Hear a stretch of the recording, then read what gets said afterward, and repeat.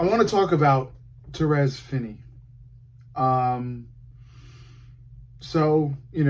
I've heard of him a couple Dana White Contender Series fights ago. Uh, you know, strong, very strong, big built guy.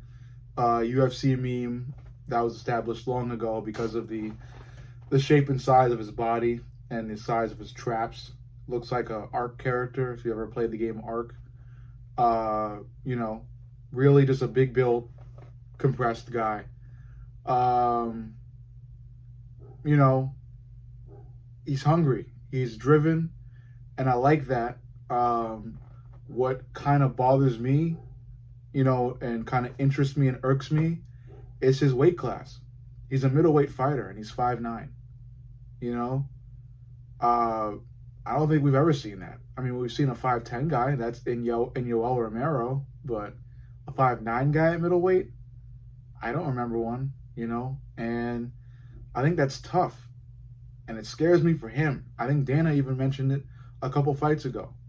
I'm well aware that he won his last fight, and that has since earned him a UFC contract. I guess moving forward he will have a fight at middleweight. And I can't lie, I'm worried for the guy. Wish him the best. I know it's taken a lot for him to get to where he's at, and it'll take a lot more for him to get to where he wants to be. Again, very strong. I think I've seen a couple tapes of him training too, very fast. It's just the height, man. It proves to be a big obstacle against those taller guys at 185. We're talking about Sean Strickland. We're talking about Paulo Costa. We're talking even about Marvin Vettori, as dumb as he is. Dricus, Izzy, guys with crazy long reach, crazy long legs compared to Torrez, who will most likely be able to snipe Torrez at range. I feel like going into those fights, Finney's going to have to definitely work on his grappling, establish a really good ground game like Yoel Romero has done. And I think that'll give him a leg up, because suppose he gets into the pocket, suppose he gets past those rangy fighters, those taller fighters, he'll be able to bring them to the ground, and at the ground, you're the same height. So he can really do his best to bring the fight to the ground and win on the ground. Working body locks, working ground and pound, lock on limbs, do all the things that the great grapplers have done to make a name for yourself and collect wins. I think that's gotta be crucial to his game plan. He's a very powerful guy, great striking. I've seen his past fights, and there was this really great clip he had where I think it was an overhand or like a haymaker he threw, and it laid clean on the chin of his opponent and took him right out. And that's because of how big and strong he is. He's a big, strong guy. He might be short, but he's big and strong. So that gives him a ton of power. So while that's dangerous, he's still short. He's a powerful guy that's short. How are you going to have enough range to throw those really heavy punches at a taller guy whose head is probably going to be too far out for you to reach? I think that's what opens up, the grappling. I think that's where you have to shoot for a double leg, or you have to shoot for a single leg. Where you have to, I don't even know if the clench would work for him. I mean, I guess it will.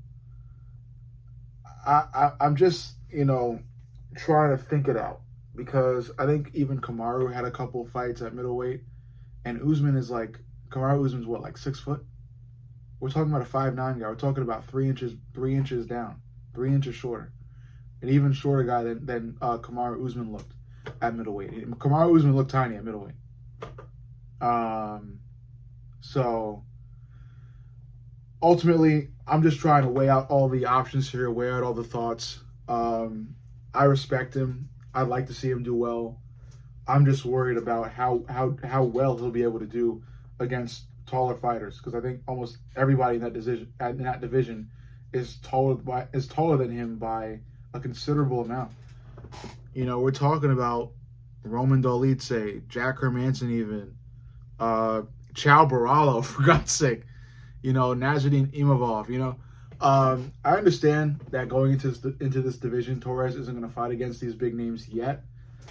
But if he wants to get to where he wants to be, he's going to have to. So I'm talking about those future fights. I'm talking about those future matchups. I'm talking about the difficulties he's going to have to face at this weight class if he wants to be that great. And this is me assuming, I'm pretty sure he is going to be moving into middleweight. He's getting his contract. He's fought at middleweight. He was fighting at middleweight. The last fight he just won, it was at middleweight.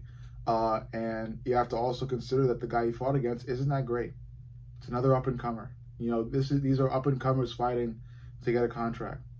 Now you're going to fight against the big boys, the professionals, the UFC fighters, the trained, conditioned, hungry fighters who are way taller than you. I say all this as a fellow short king myself. I'm not over 6 foot.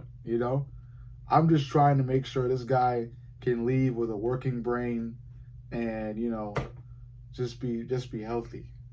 Because I don't know, man. I really don't know. Dana White's done it. He caved in. He gave him the contract. Torrez was hungry. He showed up. He kept showing up. So props to him for that. But it's a dangerous game, man. It's a dangerous game. I wish him luck. Like, again, I don't wish to see him lose. I wish to see him reach. I hope I see him reach the tops of the. I just hope he does well.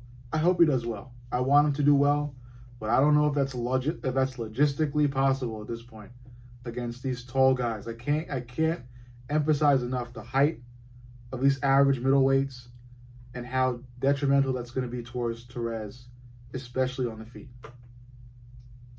So all that's left to do really is to wait and see, to see what he has, to see what he's got. We're talking about a guy with a lot of power. He is fast. And I think if he's able to embrace the game plan, the IQ, the technique, to embrace the inner Yoel Romero, I think he'll have a fighting chance to do something.